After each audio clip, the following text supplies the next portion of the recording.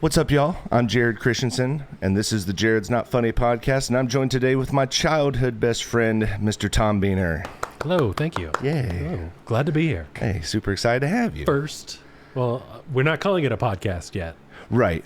It's a thing.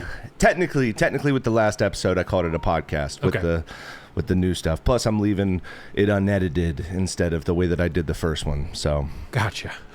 yeah. Okay. Yeah. Well, yeah, childhood friend, guy that has a career to thank because of you. Yeah. Well, I followed you to Wells Fargo. Oh, yes. Where we both used to work. Absolutely.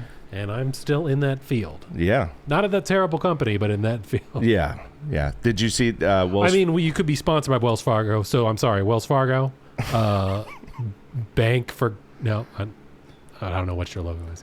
The logo is the Bank of Doing. The Bank of Doing. They just changed it. They do it. To the Bank of Doing. What? Illegal shit? I'm sorry, you're not my sponsor. Bending your customers over. Yeah. Insider trading. Ooh. That never happened. No. Yeah. No. Mm-hmm. We weren't collecting on illegal accounts that had no business of... Yeah. We never did that. Never did that. Yeah. No, not at all. Absolutely. So what's been up your way? I do have a question real quick. Yes. So Superman, you saw the new one. Yes. What did you enjoy about it? I know you liked it. What did you like about it? Watched it again last night. Oh. So one of our friends came over. Okay. And we randomly selected a movie, and it turned out to be Superman was one of those movies. And, man, I love it. It's just... James Gunn is a hell of a writer. He's funny as hell. He can have his sweet family stuff with Guardians and Superman, and then he can also be completely fucked up with Peacemaker. Yeah. Because two totally different tones, but same universe. So that's what I'm looking forward to. I didn't love the old ones or the Zack Snyder. Well, there's so many ones now, but the Zack Snyder Realm ones so much. They were fine, but Superman is just the tone. Just colorful. I thought it was better than Fantastic Four, which I still liked. But okay. Well, other than that, is the new Fantastic Four already out? It's in theaters still. It's in theaters. It should be out on digital sometime soon. Yeah, I don't do so well with keeping up with the DC movies. I tell you what ruined it for me is like I saw Wonder Woman. I loved Wonder Woman. Oh, that was great. I thought it was awesome. Yeah. And then I saw Wonder Woman 2, 1880, and I was that like, was not great. No, it wasn't. And I was like, dude, how do you take, like, I was really starting to get behind DC because I was like, hey, y'all can make some good movies. And then that Suicide Squad movie had come out with Will Smith, and I didn't like that personally. Nope. It had moments. But it had good characters that still go on. Margot Robbie's character, I'm blanking. Harley Quinn. There we go. Harley Quinn, yeah. She's excellent. The Rick Flag was great. Yeah, And it was fun to see Boomerang die in the next Suicide Squad movie. That actually, I love the next Suicide Squad. James Gunn again. There we go. Okay. Same. Yeah, I Same love guy. that one. That one was great.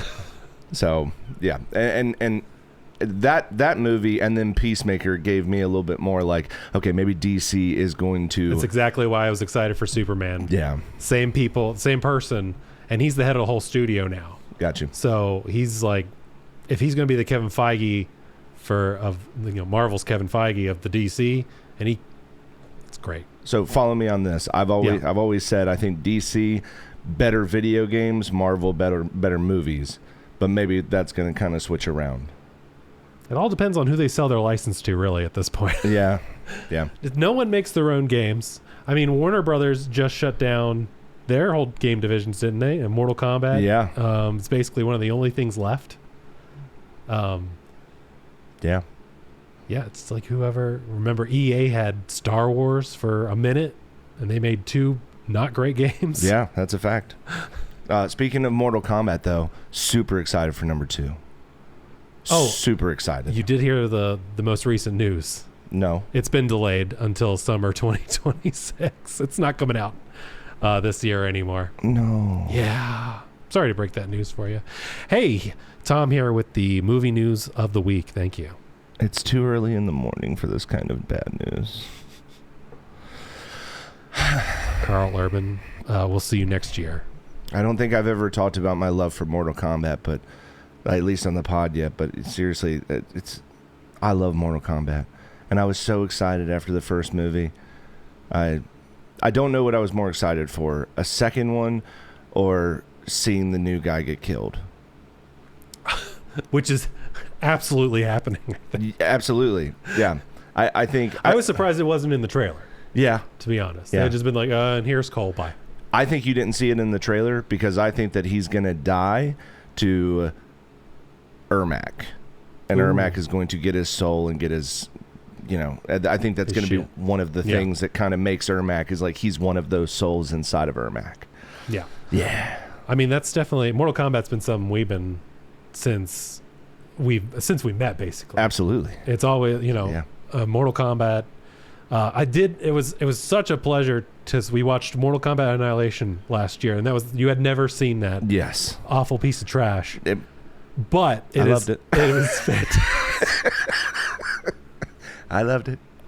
I'll never. It's in the first opening minutes, and they show off all the bad guys. I'll never forget your face. You're like, Rain, Ermac. I got excited. So many characters played so terribly that were underused, but they're there. They're there, and that's what matters. Yep. Yes. I always enjoy watching a movie with you that you haven't seen. That's one of the things. We also just recently watched the Val Kilmer movie.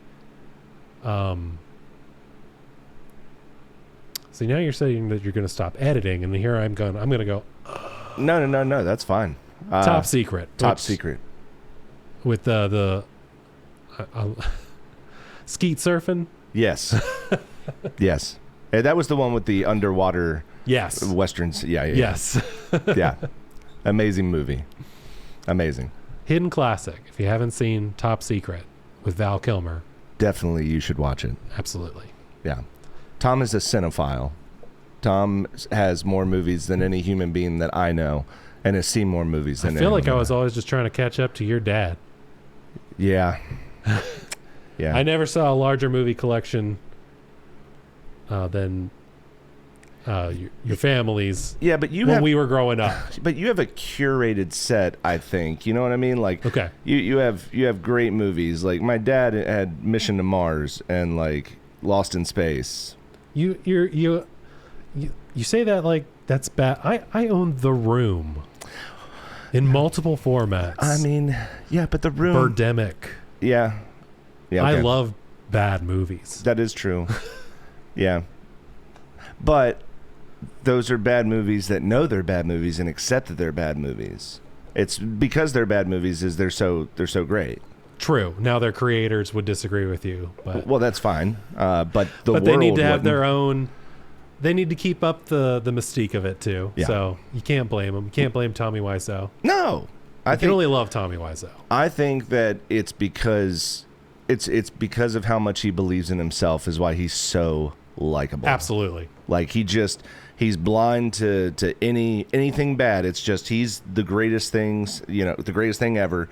And I love that. I love that about him. Mm-hmm. You kind of have to have that, especially if you have no talent, right? But I'm not going to say no talent. He still put it together. It's still there. He still put it together, and people are still dedicating time to going to theaters to watch it. I actually went and watched The Room in theaters in Washington D.C. last year, and you had the time of your life. I had the time of my life. It was so much fun. It was such a good time, dude. You bring spoons, you get to throw the spoons. That's a good time, and everyone at the same time. You're tearing me apart, Lisa. Like, oh, hi, Denny. Yeah. Throwing the football. That movie reminds me how much I miss throwing around a football. And there's so many football scenes. So many football scenes. Yeah. Just, what should we do? Let's throw a football. Yeah, absolutely. Is there a game to it? No. Nope. No. Just toss it back and forth. There's a game. It's called How Bad Can You Act While Throwing a Football? Ooh. Pretty bad. Pretty bad. But very entertaining. Yeah. Yeah. can't even catch the football half the time. That's right. But we're keeping it in, folks. We're keeping it in. Because runtime. Yeah. If it's not 90 minutes, it's technically not a movie. Sorry, I need a cigarette.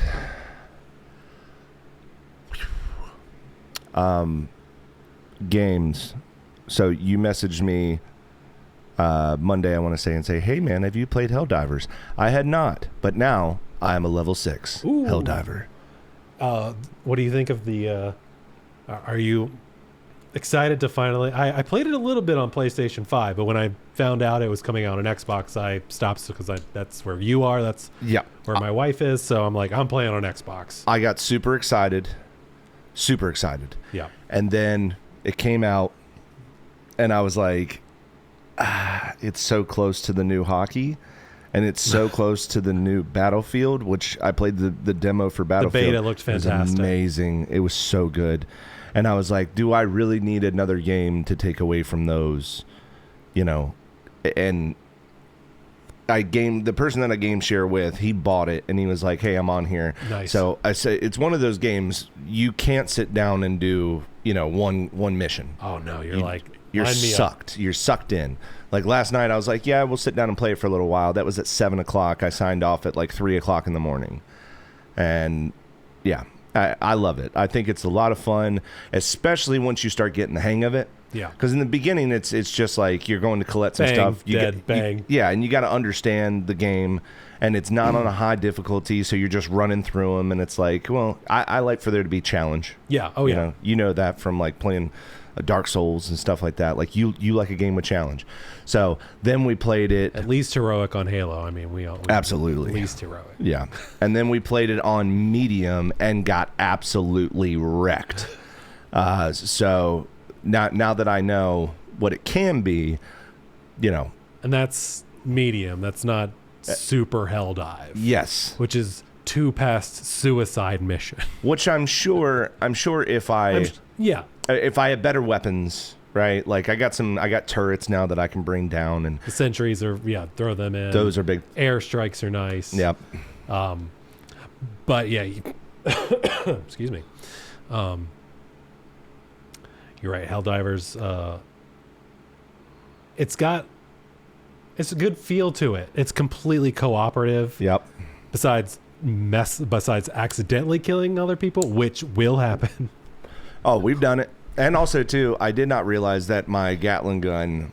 Oh, it will go through anything. It went through me. Yes. I was in there fighting, and I was like, yeah, man, Gatling gun. All of a sudden, yep, just my body dead. Yeah, you gotta go prone for those. Yeah, and I think that adds that made me feel so good, because then I was like, oh well, a guy threw one right next to me, and I saw the horde that was coming that I was fighting, and I just laid down and I just saw them all get mowed down. I was like, oh, now that's fun. Yeah, it's all in what you know.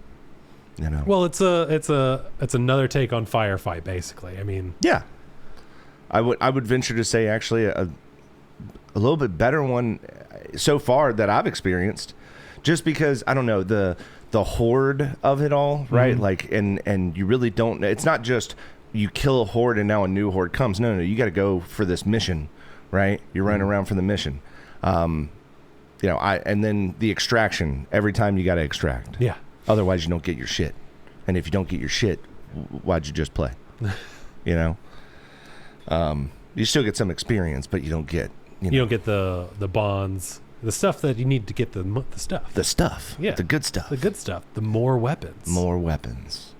Hugging emotes. Yeah. Yeah. But we need to play Helldivers. Yeah, I'm glad you've got it, because we'll definitely play it. What's the name of your ship?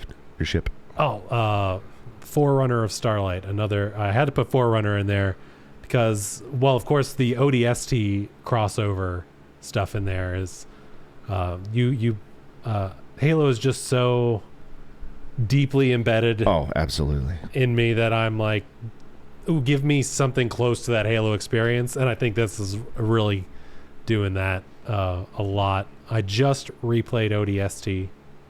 Okay. That would be a fun playthrough. I haven't played it in 12 years.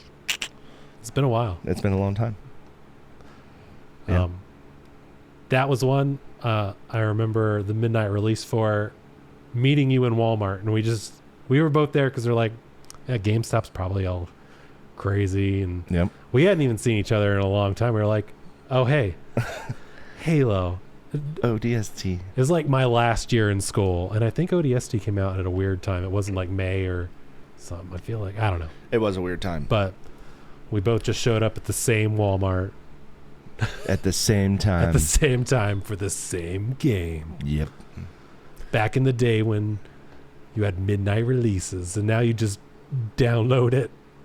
I miss the midnight releases. I miss the fun of that. Yeah. Yeah, just the, you scrolling through Facebook and you see the videos that people took when we were out there, and you're just like, I was out there, man. Yeah. I still remember, was it Halo 2 that we ended up putting our friend into a shopping cart? Yes. In the Valley View parking lot? Yep, Halo and 2. running him around like we were on Jackass? Because that was the thing to do. In 2004. 2004. We're old. Hell yeah. Thank you for reminding Don't me. admit that don't say it. I just accept it. Oh, you have to. Just is what it is. It is, man. By the way, the name of my ship is I accidentally picked it, but it's called the Fist of Redemption.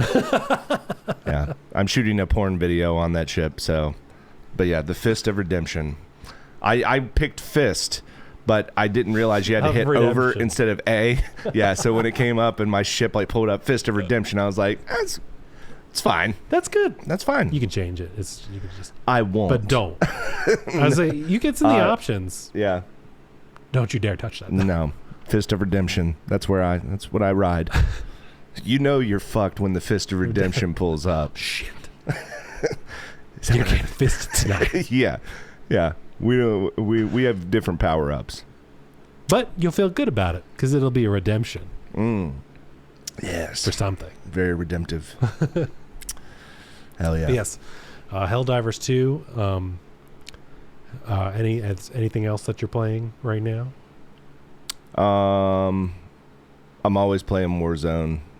So this actually will come out after I do this. So tonight I'm playing a little practical joke on a buddy of mine. Mm-hmm. So I was scrolling through Facebook and I came across a friend of mine in comedy who is doing Twitch, and he's playing Warzone. And I went on Twitch just to support his channel, started watching, and then I messaged him and I said, dude, we should totally link up and play some Warzone sometime. Well, on that, it's my Twitch handle, not my name. So he thinks I'm just some random dude. Rando. Yeah. And he's just being nice. Exactly. So I actually already started filming this last night, but I'm going to join him tonight and play some Warzone. He doesn't know who I am. I'm going to try to piss him off and get him to... I'm going to see how long it takes for him to get mad enough to quit on me or to boot me. And then afterwards, I'm going to message him in the Twitch stream and say, hey, it's me, your friend in comedy, Jared. So... and then be like, can we run some serious ones? Because I was thinking like it would be fun for me to be like, go around and anytime I get downed, just be like, hey man, where are you? And once he gets me up, be like, it took long enough, that, and just whenever it comes time for like, I don't know. There's a lot of stuff I can do in the game to piss him off. Oh yeah. Like not pick him up whenever his own's coming in. There's things you can do. There's things. But then I think I'm going to start dropping subtle hints. Like whenever I do get a kill, I'll be like, yeah, that's how we do it in the 5-4 row. Like, I don't know. We'll see. We'll see if it works out.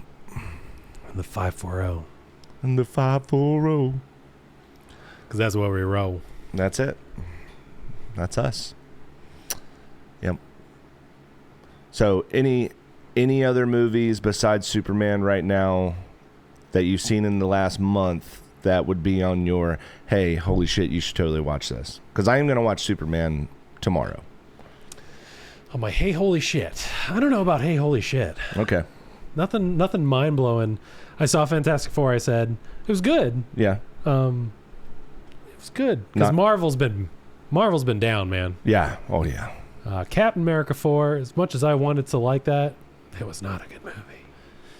That's the one with Harrison Ford? Yeah. Yeah, I didn't see it yet. they shouldn't have told us he was going to be Red Hulk. Yep. That's literally the finale of the movie. So what I knew what was going to happen. Why did I go and watch it if I knew it was going to happen? Yeah. I don't know. Thunderbolt's good. That just hit Disney Plus. Thunderbolt's is good. Okay. I got one for you. See. Have you seen, it's not a movie, TV show, Twisted Metal? On Peacock. I don't have Peacock, but oh wait, I do. I have my sister's. Ha Shout out, sis. Peacock, NBC, Universal. Wicked's on there. Good stuff. Yeah. No, I do want to watch. Have you? It's on season 2, right? Yep. Season 2's over. Oh, season 2's over. Did it get through the first competition? I know the first season was like kind of building everything up to that. Yep. Kind of like Mortal Kombat. Yep. Absolutely. And this one was so good. I really enjoyed. Season 1 was fun, right? Season 1 was just a bunch of establishing character lines. Yeah. And then season 2 is like, they're getting into the races, right. They're getting into the competition. And I got to the point, this hasn't happened in a long time, where I got to like 2 episodes from the end of the season, literally saying, I can't say goodbye to at least 4 of these characters, but I know I'm going to have to. Right. Like, I know I'm going to have to. And, but that's how good the characters are. And there's so many moments, such smart filming moments where, like, you're thinking to yourself, I thought this was, like, this kind of show, but it's really kind of this. Mm-hmm. And then they drop the curtain on you, and you just end up laughing your ass off. It's amazing. Love it. It's a very, very good show. So yeah, I'll definitely put that on my list. Yep. I have recently just rewatched Band of Brothers, and for the first time, the sequel series, kind of the Pacific. Yes. Man, that's some good stuff there. Well, Band of Brothers Pacific was all right, but it wasn't as good as Band of Brothers, where you started that episode and you had the actual guys talking about what it was like. Yeah. And it's just one group of guys, whereas the Pacific was kind of like, here's a bunch of different Marines that go totally different places. So, but really good, really good stuff. And that's on waiting for episodes of Peacemaker season 2, which has started. Yes. But watch Superman first, because Peacemaker season 2 takes place 1 week after Superman. Okay. That's cool. Yeah, it's really cool. Yeah, I want to watch that. John Cena came back for a WWE run that I did not watch. I didn't watch it either, but I heard he beat a Logan, and I'm fine with seeing one of them get the shit beat out of him. Yeah. If it's got to be one, it's going to be Logan. Okay. It needs to be. Okay. It needs to be. I think that's maybe who. I just saw like the headlines, and I'm like, oh, good. Even if it was fake, he still got beat up a little bit. Yeah, so for sure. I mean, wrestling's not fake; it's totally real. It's predetermined. So are movies. So are and the only difference is wrestlers don't have stunt guys; they actually have to do the stuff. Yeah. And then they don't have health insurance. Well, I think they do now. They didn't. They didn't. They didn't. They didn't. They didn't back in the day. Yeah, they would just wrestle hurt. Now it's like if someone gets a broken nail, like they're done for a little while. Get out of here. Yeah. I broke a pinky. Oh, well, you're on the shelf for 3 months. Yeah. You can't wrestle with a broken finger. No. I mean, you can't. Like, it's not the way to do it, And also, too, it's longevity, right? Like, I think if they started thinking about it more like, like a team sport, where it's like, hey, if we can keep these people healthy, especially the big earners, when they're hurt, they're hurt. Like, people are going to freak out whenever they come back. So why not put them on the shelf for 6 months? Put them on the shelf for a year. Who cares? Shawn Michaels has retired 19 fucking times. And every single time he comes back, everyone's like, oh, my God. He can't come back now, though. He has a lazy eye. He can't wrestle anymore. But, It happens. It happens. Yeah. I know. So, any other games besides Helldivers? On the recommendation tree. Man. Like I said, I just replayed. I was playing the Master Chief Collection, replaying some Halo. It kind of tells you where gaming is right now because Xbox has to wait for a PlayStation game to drop for us to be excited. Well, I had thought of this question. What's your reaction to the console wars being over? I think it's bad. I really do. I think that I think the console wars is what made gaming great. You know, I think the rivalry, anytime you have a rivalry, it always makes a product better. You know, and the fact that we don't have that rivalry anymore, it's like now we leave it to the game developers. I mean, to me, we should probably leave it. I mean, because it's not about power, but now everything's going to be rushing towards AI. Yeah. So who even knows what the next consoles are looking like? I think Nintendo was super smart in being Nintendo's like, they're like, we're not part of this. Exactly. We are our 2018 own thing. When they did the Switch, they're like, we're going to do really our own thing. Yeah. And the reason Xbox lost was because people did not want an Xbox One where they also had to pay another $100 for a Kinect when the PS4 was $100 cheaper. And that's when we all started building our digital libraries too. Because Xbox 360, yeah, we had some arcade games that you downloaded that were like, 100 megabytes or a couple gigs. But now we're like, you don't buy a thing on disc, do you? No. Yeah. No. And when they decide to turn off that game server, it's over. It's over. Yeah. So that's another that's another reason why I have the movie collection is I think physical media is really important, especially in streaming age when HBO Max goes, you know what, we're going to put this on Tubi. Yeah. No, you're right.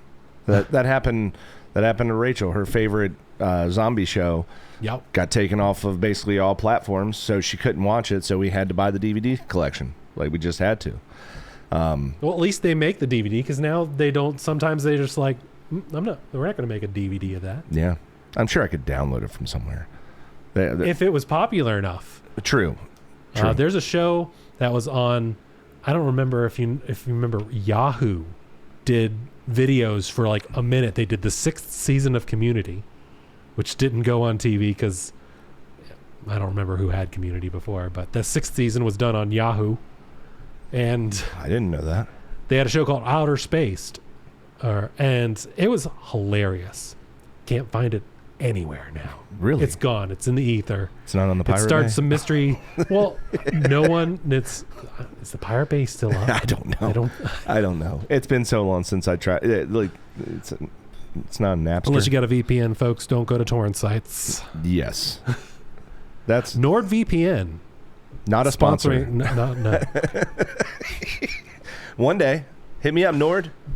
Yeah, let's monetize this. Yeah, that would be great.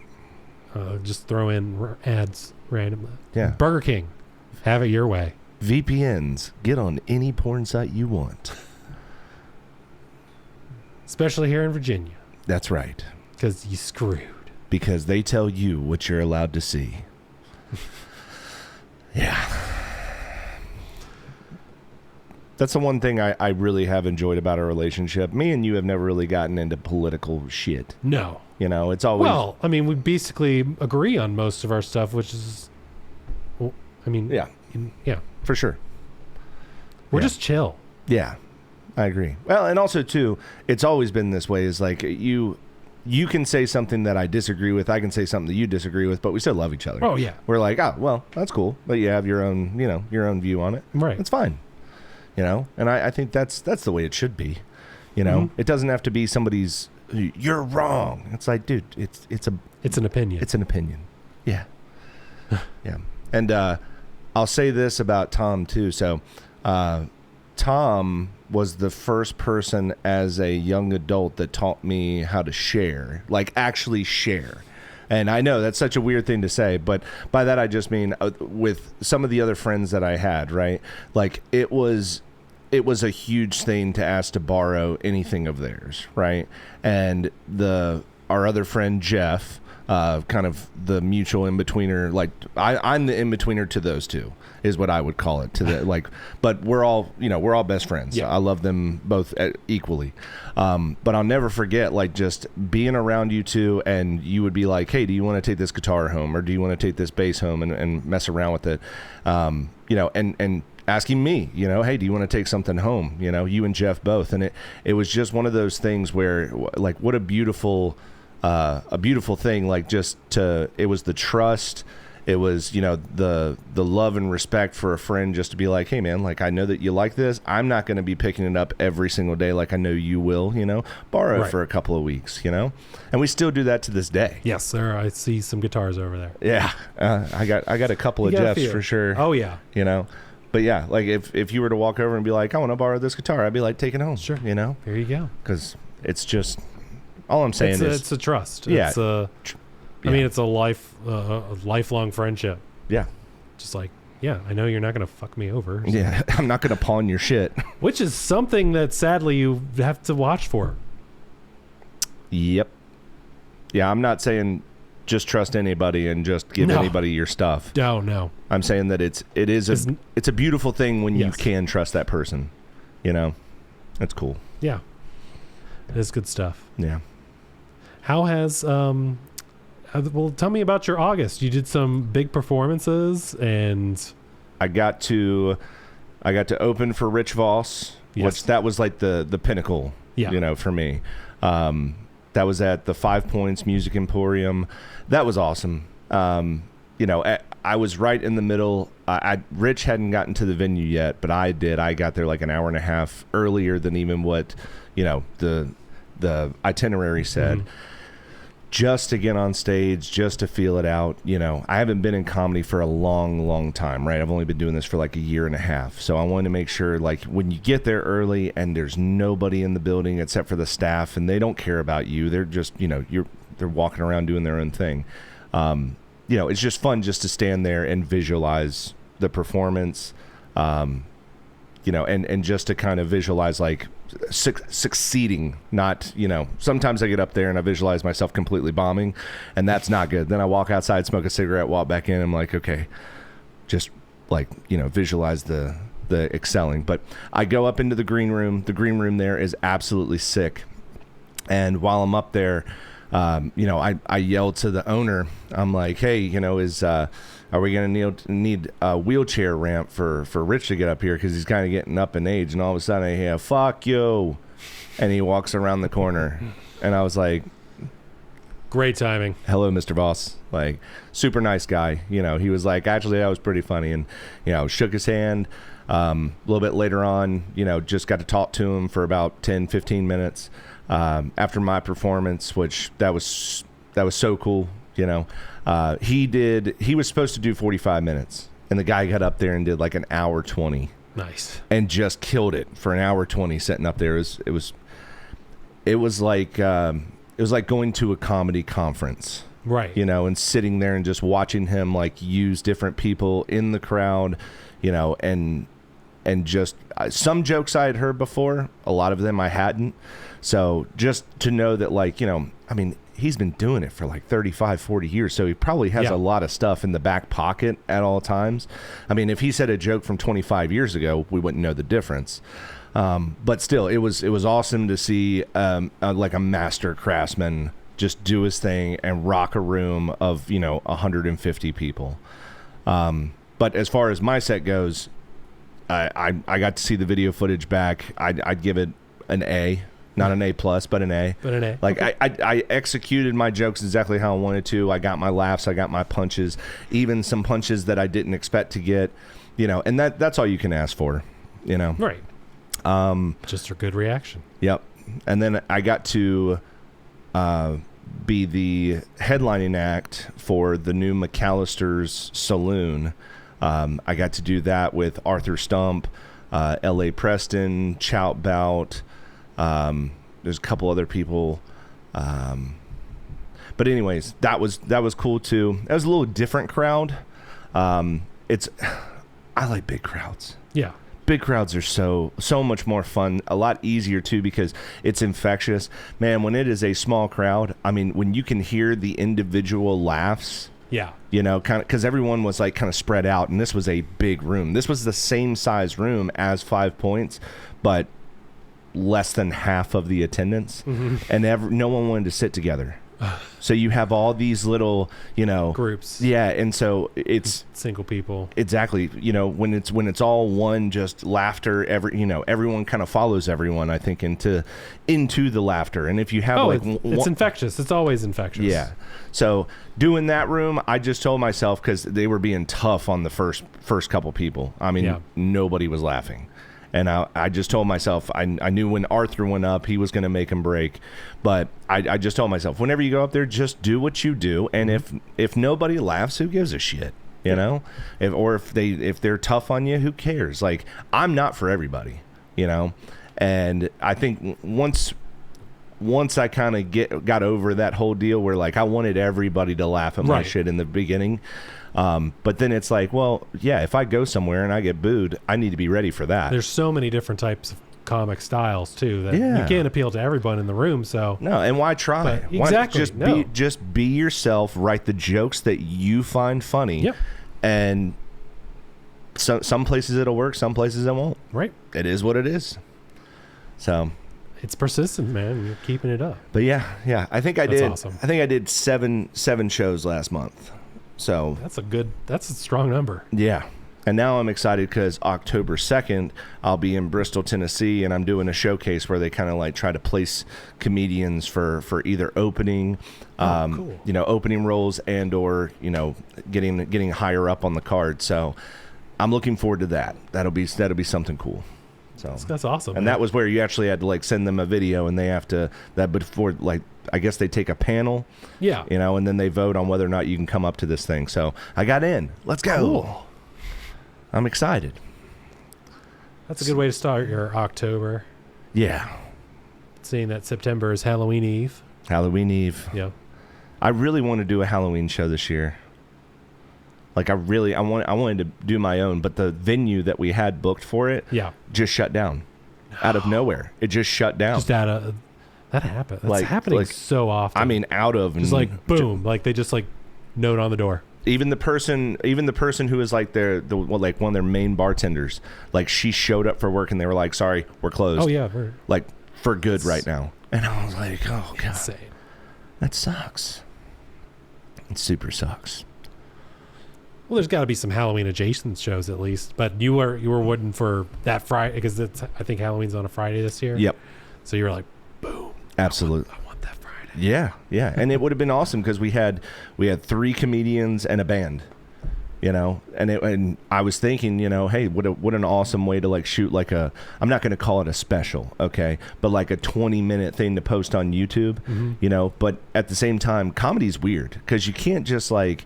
You don't want to post too much of your stuff. I mean, I guess it depends on how many followers you have. I don't have a ton of followers, so I guess it wouldn't really make that big of a difference. Right. But I don't think comedy is like songs unless it's really, really good. Like I can watch some comedians and just laugh at their joke every time, even though I know it, right? Well, yeah. I know where it's going. I know what it's going to do.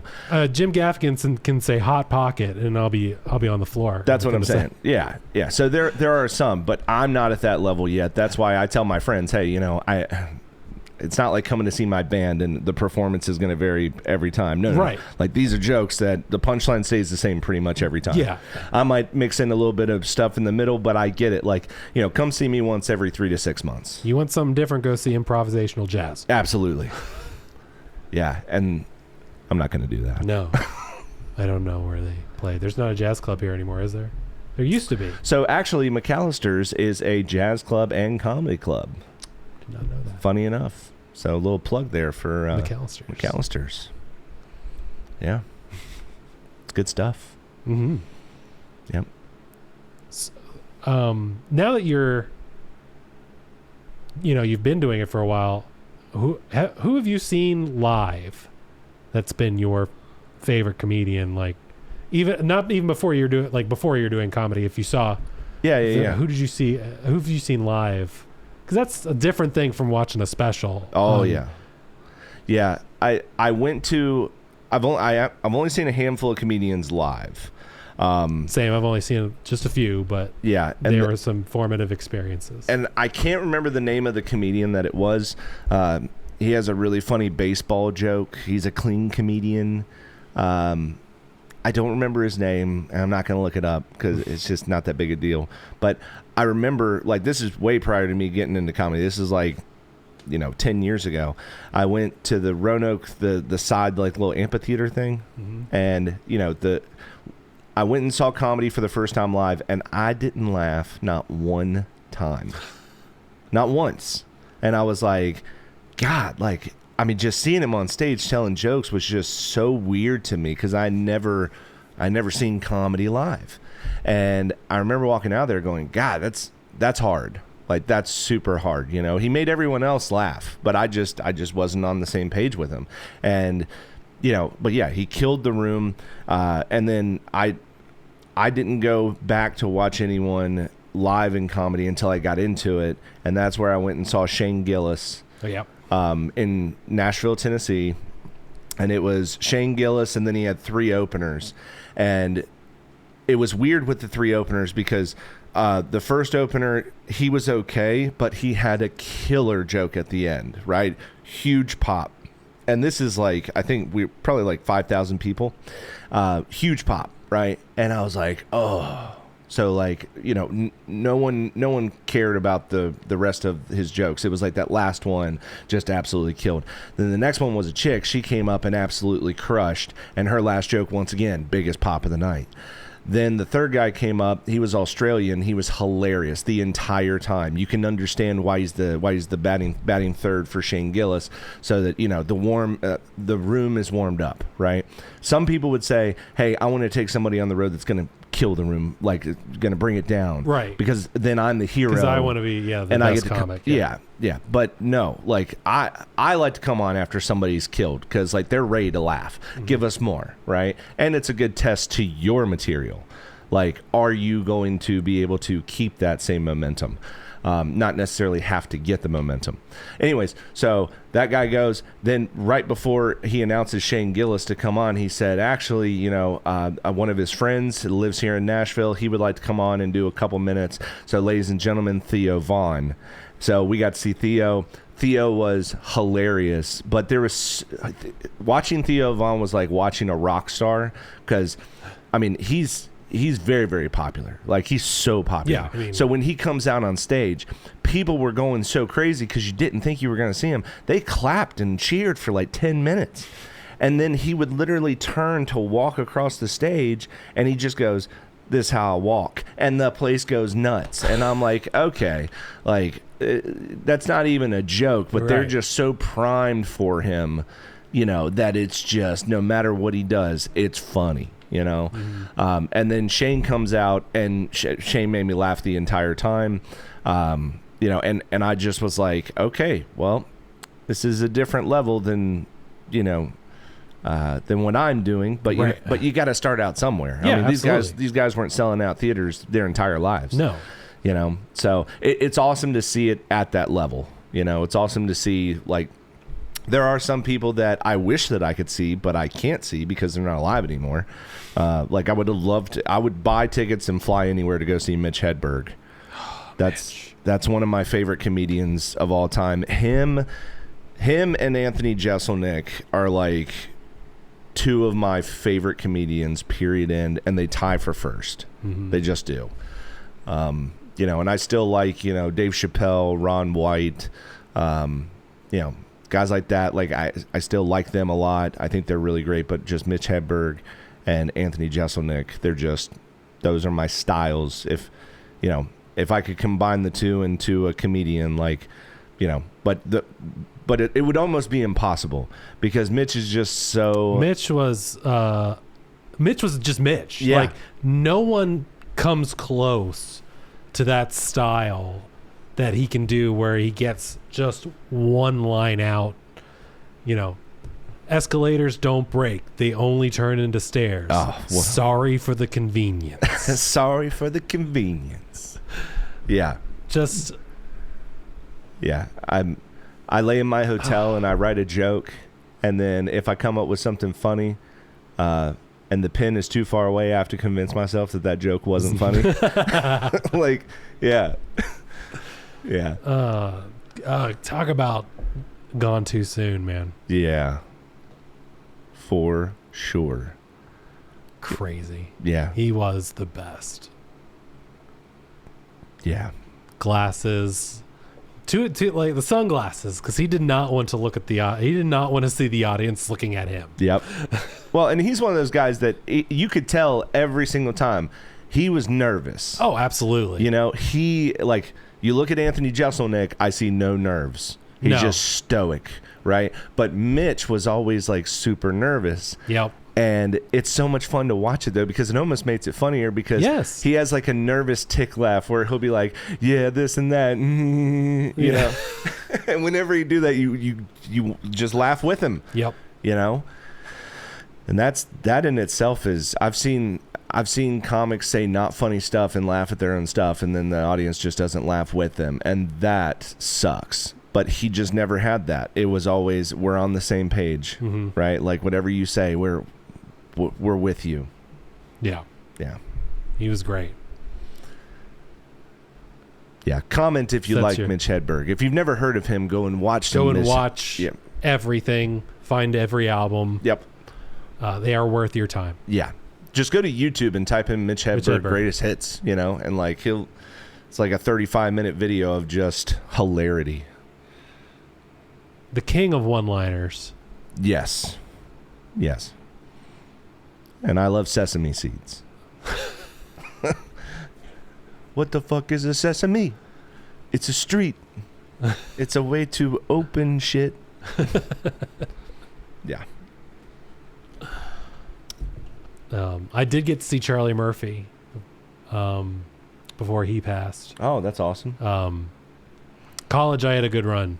Got to see Charlie Murphy and a comedian I could not remember his name, Steven something. He had acoustic guitar. He does Stephen Lynch. Stephen Lynch. I have virgins till the day we die. Yeah, I love that guy. Yeah, and Nick Swartzen. Okay, I love Nick Swartzen.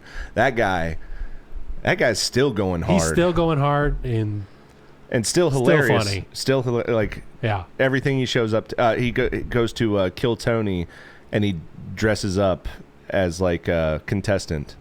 And he absolutely... Did you see that episode? No, but I'll have to look it up now. You definitely should look it up. It's 60 seconds of him doing comedy, but damn, it's funny. Yeah. Like, it's great. And he wears sunglasses and a hat and a wig. I think he's wearing a wig, but he just has it really low, and he just kind of tells jokes like this, like so that no one can recognize him. But he kills it. He absolutely murders it. And then once they figure out who it is, then they're like, do you want to come and be on the panel? He was like, yeah, that sounds dope. Peak Nick Swartzen is like the bench warmers and Scared of the Sun. Grandma's Boy. Oh yeah. Oh my gosh. Yeah. I was parents said I could get a CB radio for Christmas for his car band. Yeah, dude, I was out one day and I looked down at my phone. I was just scrolling through TikTok, and it was the part where the inner tube comes out, and it was slow motion with music. Oh my god, it just made me geek my ass off. I'd totally forgotten about that. That's such an iconic scene. That's so good. That movie. So, favorite Marvel Avenger? Who's your favorite? Thor. Why Thor? Chris Hemsworth is awesome, and I finally think like Thor's just awesome. Yeah. And now like people are like, oh, Thor's cool, but like, no one was Thor was cool. He made it 20 cool. years ago. That is true. No one was like Captain America is cool 20 years ago. Well, we lived through such a culture shift where in high school we would never say, oh, we like Batman. That is true. You would never say that out loud. Not unless you wanted to get bullied. Right. Yeah. Or like, oh yeah, I like Spider-Man comics. No. Yeah. Now everyone likes Marvel, and now everyone's like, "Oh, I'm tired of Marvel." Yes. Well, The comic book fatigue. I mean, what's wrong with... I get that the idea is to continue to make money, but after Endgame, should have taken a breath. You know? I'm sorry. Like, just take a breath. Now, you're talking to a comic book fan, and they never take that breath. Does that mean, though, that every comic is still good? Absolutely not. But...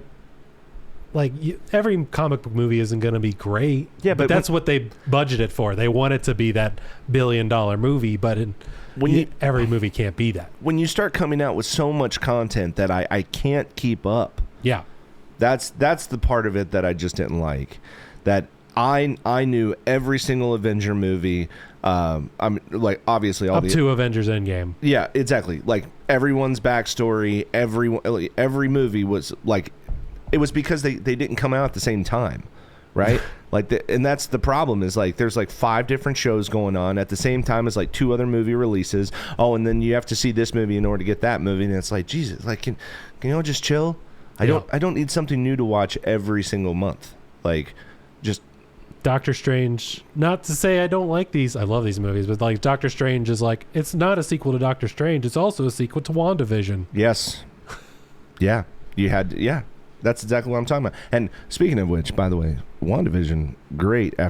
Like, that was great. That was good show. And that was after Endgame. That was right after it. And I thought, like, what else do you need? Right? Like, you could have just had WandaVision go right into Doctor Strange, and it's like, okay, cool. Did you watch the Agatha show that came out last year? No. Because that was good. Okay, I will definitely watch that because I liked It's Agatha. a sequel to WandaVision. Yeah, if you liked Agatha. I did. Oh, Catherine Hahn is one of the funniest fucking women on the planet. Agreed. So she's fantastic in that. Yeah. Funny people, have you watched The Studio? Because I always forget about Apple TV. The Studio with Seth Rogen. No, I haven't seen it. Very good. Really? Very good. Very funny. Very good. It's playing like an executive, like a studio head. Okay. And you see all these, how Hollywood, so many people are up their asses, but they get people like Ron Howard is fucking hilarious. Martin Scorsese is hilarious on that show. Like they got fucking Martin Scorsese to come in for a role. Anthony Mackie's hilarious. Like they got so many fucking people to come in for that. The Studio. I still haven't watched Severance, and everyone has gone insane over that show. I haven't even heard of it. Adam Scott from The Office. Mm-hmm. It's like they're all. You've probably seen memes where they're like sitting in a very barren office. It's 4 people. I don't know. There's a mystery to it. What's it on? It's on Apple. Okay. Yeah. Which. I don't know too many. I just got Apple because I was like, I'll watch The Studio. Oh, and Ted Lasso. Ted Lasso is fucking funny. That's why I had Apple TV. There you go. Yeah, it's just for that. And the fun thing about Ted Lasso, so the lady who owns the soccer team, yeah. What else was she in? Do you know? She was just in something recently. Oh, she was in Game of Thrones. She was in Game of fucking Thrones. Shame, lady. Yeah, I didn't realize that until I was rewatching Game of Thrones, which I do twice a year, and I saw her and I was like, oh my god, is that who I think it is? I had to Google it. But everyone like more year after year, there's more and more people. That's like everyone. If you're British, you probably have a 90% chance of being on Game of Thrones at some point. Gotcha. Yeah, that makes sense. Really like Matt Smith, who's on House of Dragons. Have you watched? Yes. Kept up with that? Yes. He's the lead Targaryen. Okay. Brother, the one with the long hair. Yeah. Yeah. I like him. Was in the haunted house that whole season. I like him a lot. That dude is. He's apparently he's going to be the bad guy in the new Star Wars movie. Oh, that's awesome. Not Mandalorian and Grogu, it's out next year, but the Sean Levy, Ryan Gosling Star Wars Starfighter film that comes out 2027. Oh, wow. Yeah, that sounds freaking rad. Yeah, that sounds awesome. I'm totally into that. So we need some good Star Wars too. Yes. Please.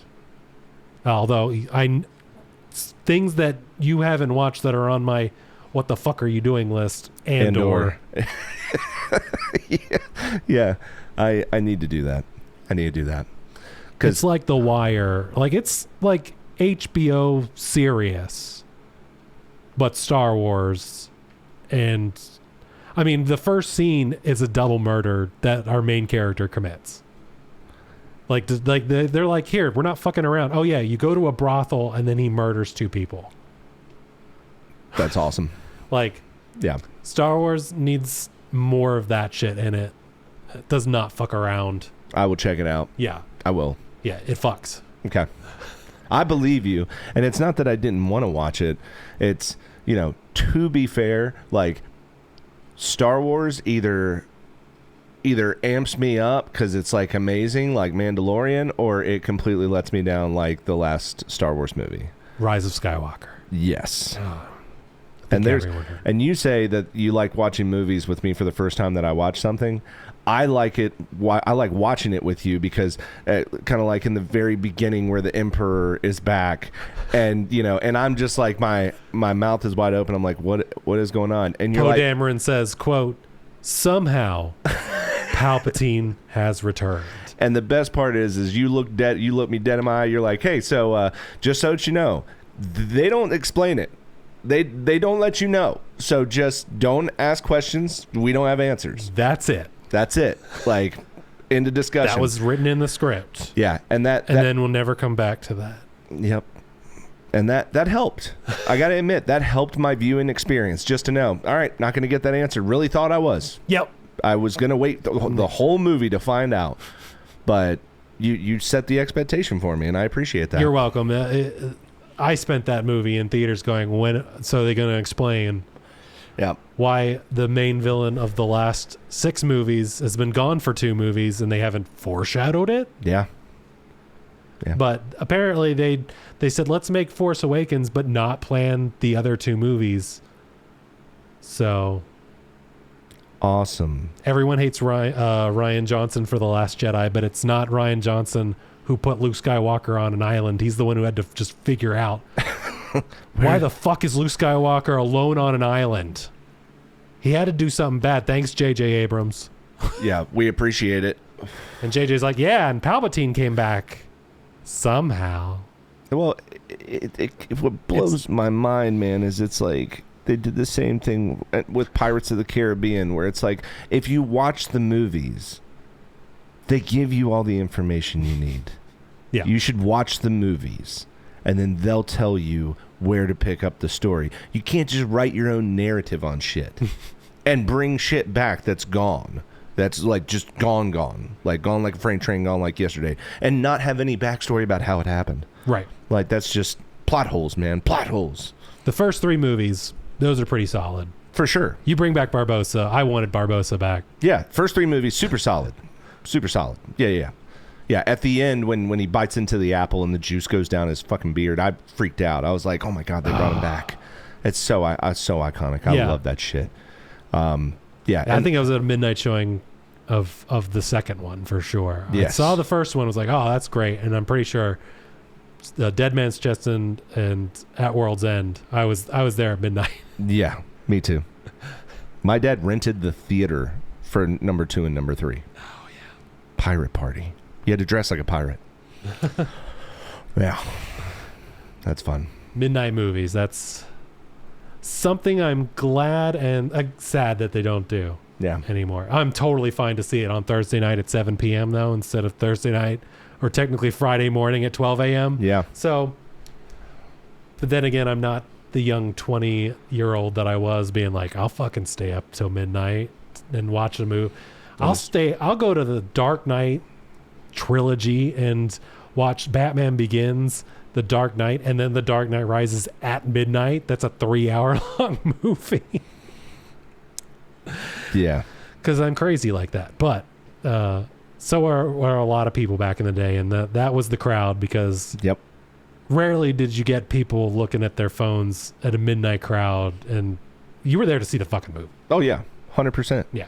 And I went and saw the midnight premiere of Return of the King. That was wonderful. Made me cry. at the end. Oh, was that not the hardest? Because I'm sure he went with friends. Yes. Because I remember I didn't see it midnight, but I went that Friday afternoon straight from the school with a group of friends to the theater and just being like, don't you fucking cry in front of all these people. Yeah. Don't you show emotion, bitch. You better. And it did not work very well. I think I was when Frodo was saying goodbyes, I was pretty weepy but I think that was everyone was still like, well, that's the funny thing, right? You're on the inside, you're like, don't show emotion, you bitch, and you look next to you and your buddy has like a tear going down his face. Tear. You're like, what a bitch. I'm not gonna do all right, there it is. I couldn't hold it back. No, I just couldn't. Sam and Frodo have been through so much, and those three movies are my favorite trilogy. Absolutely. Yeah, you got Star Wars for me, man, but Lord of the Rings is second. Absolutely. Yeah, I get it. Yeah. And both of the series, just like what passions, like what that inspired me so much to just like learn about filmmaking and put a fire in me. Absolutely. I love those two trilogies almost equally, but Star Wars, I think just my dad putting that in my DNA so young is it's going to be there. Yeah. And it's iconic. Yeah, it's so iconic. And it's so original. Yeah. And it's not that Lord of the Rings isn't, but still it's like, galactic warfare and, fucking Darth Vader and shit. Like Darth Vader. Yoda. Like, come on, man. Yeah. Lightsabers. The coolest movie weapon. What would you think?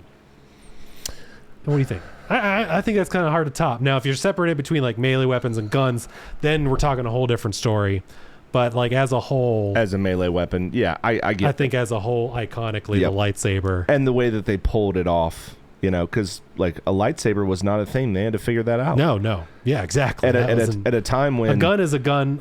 We've seen laser guns since the 50s, in B movies. Yep. But a lightsaber, a glowing sword, that was pretty newish. Besides, an old sword with oil on it, lighting it on fire. But that's, that's like the future way. And fucking lightsabers for sure.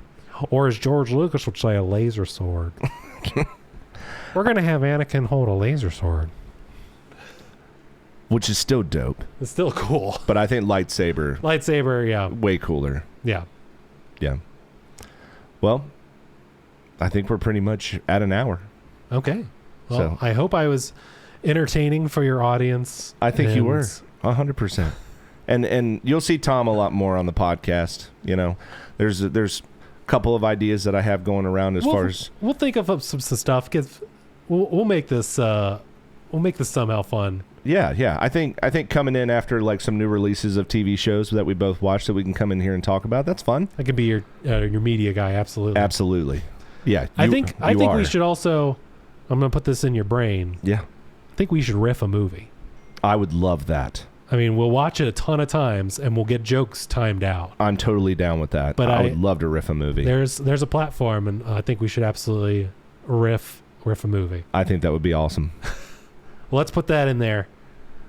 Coming soon. Watch out for us riffing a movie sometime. Tom and Jared riff a movie. Yep. That would be awesome. That would be fun. All right. Well, once again, I'm Jared Christensen with Jared's Not Funny, and this has been Podcast with Tom Beehner. Have a good one, folks. Y'all have a good one.